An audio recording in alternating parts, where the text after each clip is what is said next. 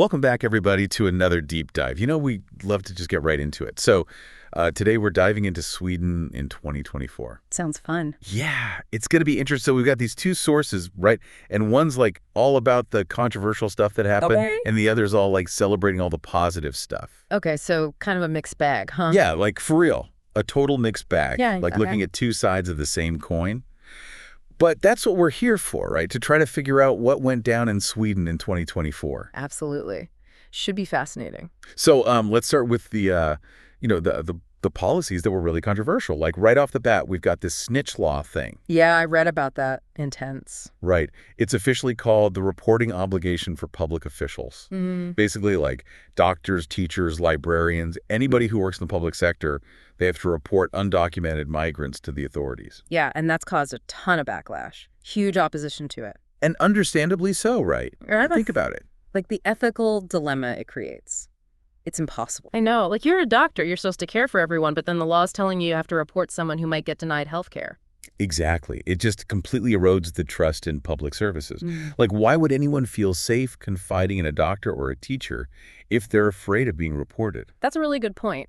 And I was wondering, do the sources mention, with this policy, have there been talks about maybe underground networks forming because of this? Oh, that's interesting. Yeah, actually, they do. There's this worry that by pushing undocumented migrants further into the shadows, it's going to kind of fuel the growth of these like informal networks. Which could be really unsafe. Exactly. And it also raises questions about like the long-term impacts on integration. If you're living in constant fear of being exposed and deported, can you really build a life and, contribute to society? It's just another layer to this whole thing. Definitely adds to the complexity. For sure. Okay, so another controversial one. The government's plan to super subsidize new nuclear reactors. Yeah, that was big news. Sweden's going all in on nuclear energy, but not everyone's happy about it. Right. It's important to remember that the global energy scene is changing fast. Yeah. And the push for decarbonization is making people reconsider nuclear power. Okay, yeah, I get that. Proponents see it as this reliable carbon-free energy source and that it's essential for hitting those climate goals. They talk about how reactor technology and safety have come a long way. But I'm guessing the opponents had their own strong arguments. Oh, absolutely. Right. They're worried about the long-term risks of accidents and also the whole challenge of storing nuclear waste safely. Plus, the cost of building these reactors is massive. So basically, they're saying those subsidies should go to renewables like wind and solar.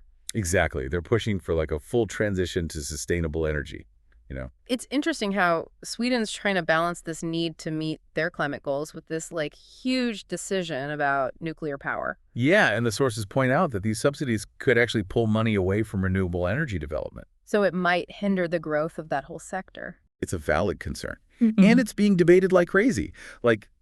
Is Sweden going to miss this chance to be a leader in renewable energy?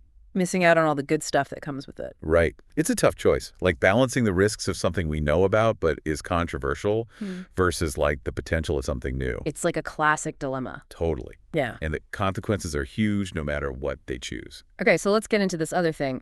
The security zones. Oh, yeah. This amendment to the Police Act lets them search people without needing any concrete suspicion in certain areas. It's pretty controversial. Does it really enhance security or just make people feel safer at the cost of their freedom? It seems like it could really erode civil liberties. Definitely a big concern. It's where do you draw the line, right? Exactly. And the sources bring up this point about racial profiling, Oh, yeah. Huge concern. Are marginalized communities going to be unfairly targeted because of this? It's a slippery slope for sure when you can just search anyone without any real reason. And the sources talk about how this could damage the trust between the police and the community. Which is the opposite of what you want, right? Yeah, you want people to feel safe and trust the police, not be afraid of them. It's a tough balance for sure. Okay, so let's move on to something a little different. This one kind of surprised me. Sweden getting rid of the tax on single-use plastic bags. I know, right? Especially for a country that's usually so good on the environment. It doesn't really make sense considering how well it was working. I mean, it reduced plastic bag use by a ton. From 74 bags per person per year down to just 17. That's huge. So why get rid of it? The sources mentioned something about environmental groups being pretty upset about this. Oh yeah, they're not happy. They're worried about plastic waste going back up and it hurting Sweden's reputation as a leader in sustainability. It does seem like a step backwards. Do you think maybe there's some economic reasons behind this, like maybe pressure from industry groups? It's possible. The sources don't really get into the specifics, but they talk about this tension between environmental goals and economic interests. Right, because some people argue that the tax hurts businesses and consumers. Especially with everything going on in the economy. Mm. But then others are like, shouldn't long-term sustainability be more important? It's a tough call, but it definitely feels like a missed opportunity for Sweden. Yeah, to really solidify their position on fighting plastic pollution. Okay, so let's switch gears a bit and talk about some of the positive stuff happening in Sweden. One big win has been the decrease in gang violence. That's good news. Yeah, and the sources say it's partly due to these new police powers they've implemented. Like the increased surveillance and wiretapping. Exactly. And tougher punishments for gang-related crimes. It's kind of interesting how it connects back to what we were talking about earlier with the security zones. Like, Sweden seems willing to give the police a lot of power, even if it means some people's rights might be affected. Yeah, but in this case, it seems like it's actually working. Yeah, the sources say shootings and shooting deaths have gone down significantly. Which is a huge relief for people living in those communities. For sure. But it's still important to think about the long-term impact of giving the police all this power. Like, are they using it responsibly? And are they also addressing the underlying issues that lead to gang violence in the first place? Exactly. Things like poverty and lack of opportunity. Okay, so this next one, I love this. Sweden now has grandparental leave. Oh, yeah, that's a great policy. Yeah. It recognizes how important grandparents are for families. It lets parents transfer some of their parental leave to the grandparents so they can spend more time with their grandkids. And help out the new parents. It's a win-win. The sources say parents can transfer up to 45 days or even 90 days for single parents. That's a lot of time for bonding and support. Are there any downsides mentioned? Well, they do talk about some logistical challenges, like making sure employers are okay with it and the process is easy for families to use. Makes sense. And there's the question of whether it could reinforce traditional gender roles. Like, are grandmothers going to be the ones taking on most of the caregiving? That's a good point. It's important to make sure these policies are fair for everyone. Definitely. Okay, so now let's talk about something. Sweden's been really successful at balancing economic growth with environmental responsibility. It's pretty impressive. They've cut their carbon emissions by 80% since 1990, and at the same time, their economy has doubled in size. It's like they found the magic formula. How did they do it? They've been working on this for a long time. They were one of the first countries to really get serious about environmental policy. So it wasn't like a sudden change? No, it's been a gradual process. They invested a lot in renewable energy, like hydropower, wind power, bioenergy. And slowly phased out fossil fuels. Right. But it wasn't always easy. I bet there was pushback. Definitely. There were economic challenges, political challenges, people who didn't want to change. But they stuck with it. They did.